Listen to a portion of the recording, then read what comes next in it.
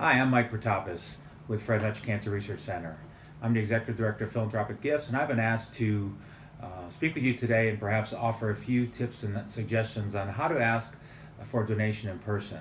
First, thanks for your volunteering as an obliterator. We're so grateful for all that you do to help us end cancer. I'm going to pretend as if I'm you, and I'm going to be visiting with my friend John, who's been supporting my Obliteride team for the last few years, but I think he has the capacity to do more, or maybe John has never made a gift to my Obliteride team, and how I would go about that conversation. So first thing I always recommend is practice, practice, practice.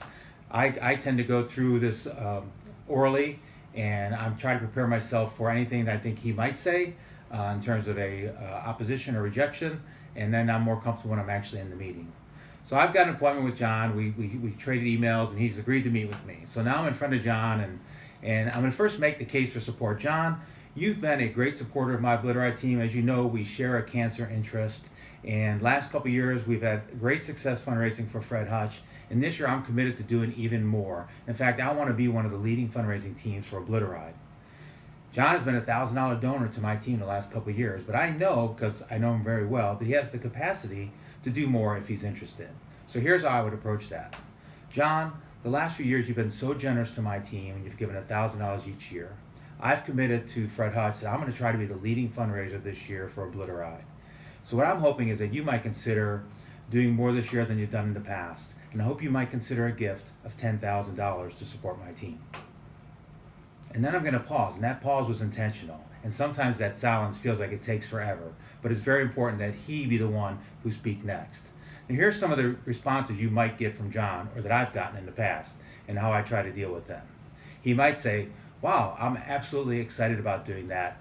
And boy, you've hit a home run, and then you're just thanking John for that tremendous commitment, and you'll see him in August at Obliteride. He might say, wow, that's a little more than I was thinking about. And as you know, I like to talk to my spouse or partner about decisions that big, so I'm probably going to need to get back to you. I would respond by saying, well, of course, I didn't think you would make a decision today. Can I get back to you next week, perhaps on Thursday? You want to be in control of the follow-up on all occasions. He might say, wow, that's a little more than I was thinking about, but he might not give you an amount. So in situations like that, I often will say, well, what might you be considering?